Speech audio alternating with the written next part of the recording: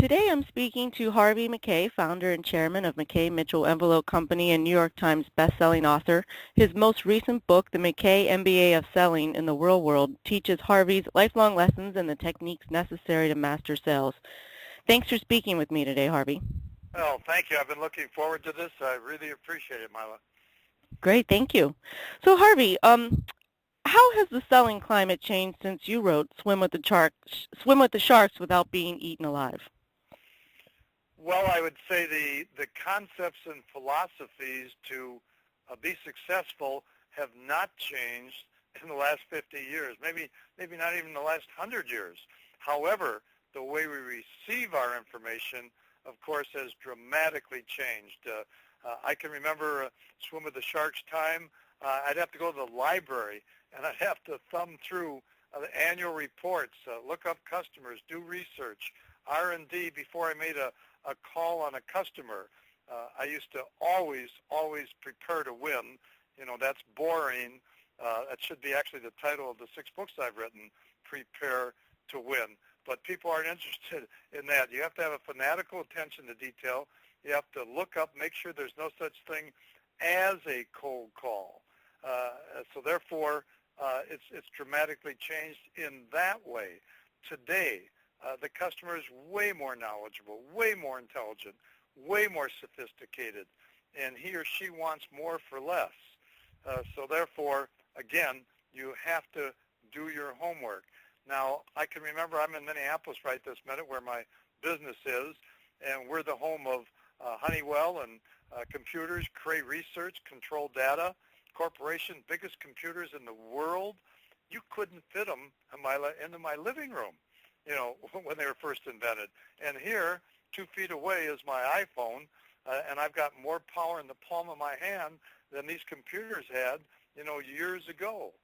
So it's just beyond comprehension what can be accomplished and the information that we have compared to what I had to do back when I wrote Swim with the Sharks. Right, very good point. And with that information, the book includes chapters on social media, and in those chapters you refer to LinkedIn as being one of the most powerful business research tools for salespeople, and having that understanding is crucial to your success. Can you talk about the importance of social media for sales reps today? Surely, and as you know, I think LinkedIn to some degree, you know, even surpasses Google in its ability to help you find that information on business executives. It's got, LinkedIn has tens of millions of business executive members. Of course, it's estimated that a new person joins LinkedIn every second of every working day. That's of course very difficult to comprehend. So understanding that power, I think, is critical to your business and your personal success. It helps you build a virtual network of executives, you know, who knows you, who you know, who knows you, all different kinds of ways to use LinkedIn, as our 35-person sales force at Mackay Mitchell Envelope Company does, and we're using it all the time. It's an intelligence gathering tool, again, as you know, for highly qualified lists that you want to accomplish. You can research the R&D I'm talking about, prospects and clients, mining their business relationships. No such thing, again, as a cold call here at Mackay Mitchell Envelope Company. And before you walk in, prepare to win, you can be researching the companies. So those are very important. But let me see if I can be more specific, if I may. If I call on a customer, XYZ account, Fortune 500 company, purchasing manager, before I even walk in, again, if I'm resourceful with LinkedIn, I can find out if that person's a golfer, what his or her handicap is, all the scores they've turned into the PGA. I can find out political contributions, whether Democrat, Republican, Independent, and on, the neighborhood where they live, the home that they live in.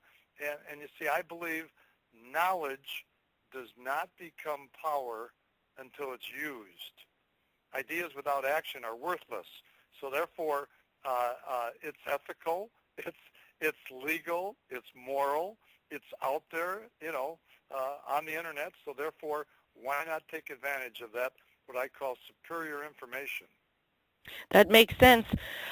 But to your point, I find that social media is still underutilized in many organizations among their sales reps. Can you offer some tips for salespeople to effectively leverage social media? Well, that's very true. People, change is the toughest thing of all, without question, uh, as you well know. And the companies, I'm a lucky guy. I get to speak once a week to a Fortune 500 company. So therefore, I've seen what happens in these sales forces, and you're dead on. People don't like to change. People over 45 or 50, like to do it the old-fashioned way, is which I find out. So let me just talk about that. Some tips, if I may.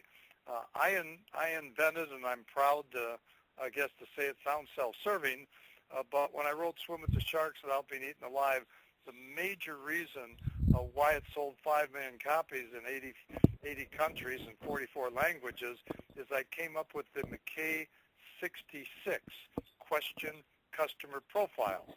And I wanted to know 66 things about all of my customers while I'm calling on them over a period of time, and as much as I could learn before I made that call. And I repeat, there are no cold calls at our company. So that's what I've been doing for a long, long time, and now social media makes it way easier, way easier to find out all about these people.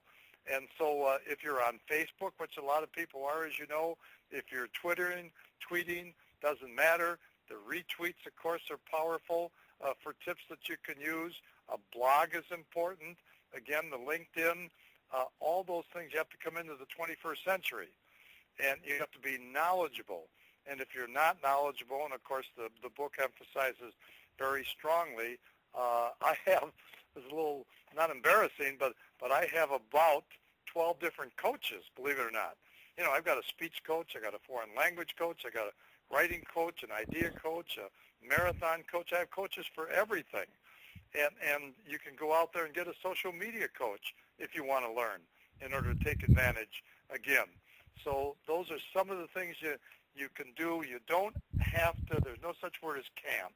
If someone says, I can't use this, I can't understand this, I don't use it, to me, no way would we hire that person or keep he or she on the payroll. I like that positive attitude. And in the book, I do see that theme a lot. You touched a lot upon the benefits of positive thinking and the ability to come out of a slump and be optimistic. How much does positive energy really influence the ability to sell? Well, I'd say without exaggerating, 99.999%. Your attitude determines your altitude. People want to be around and buy from positive energy people. I don't have any negative friends. I only go around with optimistic friends. But here's what's important. Everyone, and I mean everyone, 310 million people living in the USA, everyone has slumps once in a while. And so what really helps is, first of all, you have to know that it's going to happen. That's for sure. You can only pull out of them, of course, if you're optimistic. I happen to write a book called We Got Fired, and it's the best thing that ever happened to us. I interviewed 28 famous Americans. Mayor Bloomberg got fired from Salomon Brothers. Lou Holtz got fired from, happens to be my closest friend, joined at the hip, but he got fired from Arkansas. And all of those people, when they had rejection and had problems, they learned from it. And when you get into a slump, again, it's an easy way to get out if you've got a little kitchen cabinet, friends, that care. I always say caring is contagious. Help spread it around. And a slump may bring you down, but just think about it. You have nowhere to go but up. So therefore, I say in the book, the 10 most powerful two-letter words in the English language: if it is to be, it is up to me. You have to ignite your own passion. However, Having said that, even the Lone Ranger had Tonto, and you can pull yourself out of that slump. It has to be you, but it really helps to have that little kitchen cabinet or some advisors, some counselors, some mentors. That's been my experience. Great. Now, just changing topics slightly, you also talk in the book about the importance of trust, and you say trust is a must. Why is instilling trust among your customers such a critical component of business today? Well, without trust, it's zero. You don't have anything. You don't have a marriage. You don't have a relationship.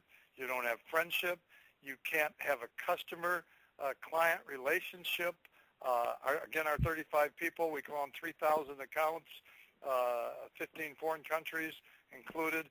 If our people don't have trust, among their buyers, then there's not one chance in a million that they can be successful. I do think that is the most important word in the English language when it comes to salesmanship, if you want to be successful. In the olden days, again, a lot of slick willies, and people would tell the truth, but only half the truth. And, of course, they can't get away with that anymore today because I told you all those consumers and those customers are so much more knowledgeable and sophisticated and smarter and wiser and better prepared. And so, therefore, without trust, I pride myself on studying hiring. And I've hired many, many, many hundreds of people and been on many boards. And I can just tell you, if I were interviewing you, all I care about is three things in the beginning of the interview. Number one is trust. Number two is trust. And number three is trust. If I can't trust you in the beginning stages of an interview, feel it that way, then the interview is over with. That's, again, how I feel. That's how I run my business. Great insight, Harvey. So thank you so much for the advice today and for speaking with me. It was a pleasure. Thank you very much. I certainly appreciate it.